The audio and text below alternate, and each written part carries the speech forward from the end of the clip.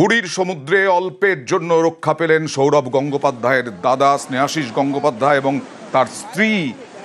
মাঝ সমুদ্রে প্রায় সেখানেই বিপাকে পড়েছিলেন।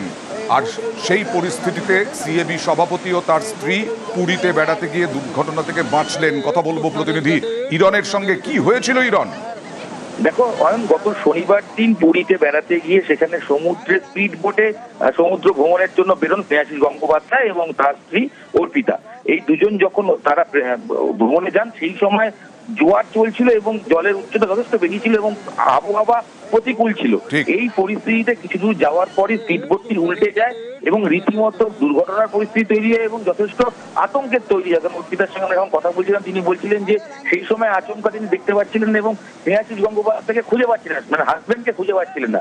যদিও সেই সময় যারা বডিগার্ড অঞ্চলে থাকেন বা যারা উদ্ধারকারী থাকেন তারা দ্রুততার সঙ্গে তাদেরকে উদ্ধার করে নিয়ে আসেন, কিন্তু ঘটনার আকস্মিকতায় যথেষ্ট আতঙ্কিত হয়ে পড়েন অর্পিতা এবং স্নেহাশিস। দুজনেই বেশ কিছুটা সময় লাগে, যদিও পরবর্তী সময় তাদের অভিযোগ যে তাদেরকে যেটা বলা হয়েছিল এবং তাদের বৈধ লাইসেন্স ছিল না সেইগুলো কিছুটা মিথ্যে প্রতিশ্রুতিতেই তারা প্রলোভিত হয়ে। ওকে, অর্পিতা গঙ্গোপাধ্যায় কি বলছেন একবার দেখা যাক। ऑलरेडी वहाँ पर थोड़ा सा प्रॉब्लम आया, हम पूछा भी जे देखो ये टाइड हाई टाइड हो गया है, जाना नहीं चाहिए। बोला नहीं नहीं कुछ नहीं होगा, पैसे के लालच में।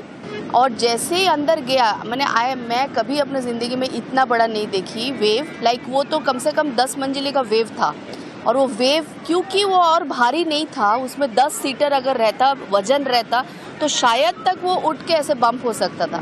और वो पूरा ऐसे पलटा, पूरा हम लोग के ऊपर बोट आ गया।